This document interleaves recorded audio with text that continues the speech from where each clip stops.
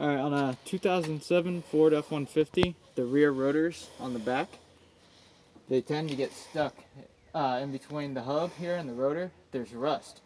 And no matter what you do or how hard you pull it off, it won't come off. On the internet, it says to take a hammer and hit in between the studs here to try to break it off, or use a torch to heat up the metal. But I read online, you take 2 brake pads because one isn't thick enough. And what I did was I took it from the inside on both sides. So the left and the right, the inside one. And on one of them, I tore off this with a pair of pliers. I just tore it off. And you stack them like this. What you do is, you're going to use the bolts for the caliper to wedge this rotor out. And what you do is, you stick this on like this. You stick them together and you put them in here.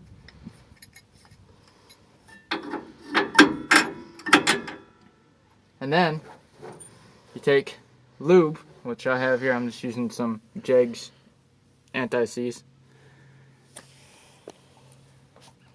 You take lube and you lube up the bolt threads because you don't want to fuck them up. And then you put it in the hole for the caliper. And then you take the other one, lube it up real good.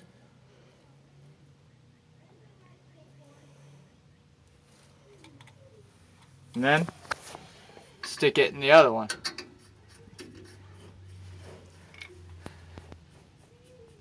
And you just keep on turning it until it reaches the end. And then you're going to take your ratchet, and I'd keep your face away from the rotor because it's going to pop out to make a loud pop. And I just do them evenly.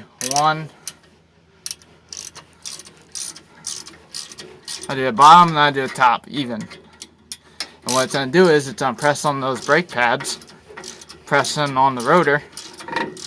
You can hear it creak and do its thing.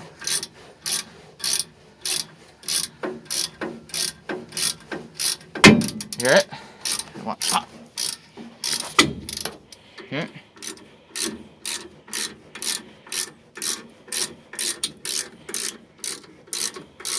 Keep on wrenching down on it.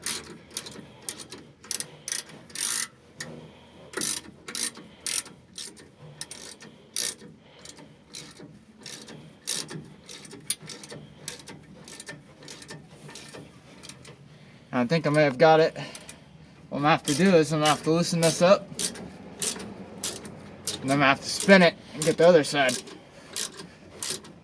See? Right here? See how it's out closer to the hub and this is in? You have to take it out. And when you take these out, there's going to be some pressure on it. So don't get worried if it's real tight. Because I did it to the other side and it hasn't stripped it. Just make sure you lube your bolts and they shouldn't get stripped. That's what I was worried about when I did this the first time. I was worried about stripped bolts. What I'm going to do to speed up the process is use my impact driver with a socket.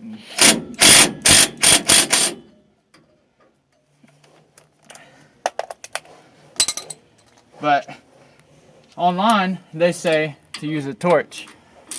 And I don't want to go out and buy a torch.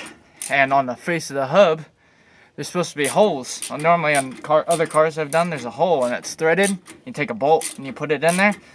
And it does the same thing this does. It just presses up against the hub.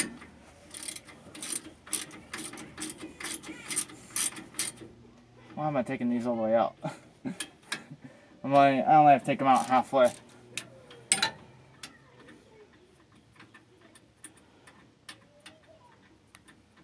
Alright, now what I'm going to do is I'm going to take my screwdriver here, careful not to fudge up my threads. And I'm going to turn it. Well, it looks like, there you go, popped it right off. Now that was not a trick. That damn thing was stuck on there, as you can tell by my prying. right here. I tried prying, I tried everything until I found that trick, and it worked. And you just take out the bolts, put on a new rotor, put on your new pads, bada bing, bada boom. And when you use these pads, I would not suggest using your new ones. I'd just suggest what I said. Just take it off, put them together like that. That would give you enough room.